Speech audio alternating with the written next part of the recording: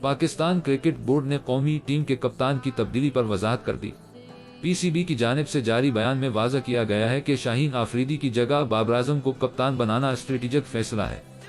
شاہین آفریدی کی بہترین کارکردگی کے لیے روٹیشن اور آرام کی اہمیت کو سمجھتے ہیں۔ پی سی بی نے کہا کہ کپتان کی تبدیلی کا فیصلہ کھلاڑیوں کے لیے کیریئر اور انجریز سے بچانے کی حکمت عملی کے تحت کیا ہے۔ بابر اعظم نے دوبارہ کپتان بننے کے لیے تینوں فارمیٹ کی قیادت سونپنے کی شرط رکھی تھی۔ تاہم گزشتہ شام پی سی بی وفد، جن میں نئی سلیکشن کمیٹی کے اراکین بھی شامل تھے، انہوں نے کاکول اکیڈمی ایبٹ آباد میں فٹنس کیمپ میں مصروف قومی کھلاڑیوں اور بابر اعظم سے بات کی اور انہیں دونوں فارمیٹ کی قیادت لینے پر قائل کیا۔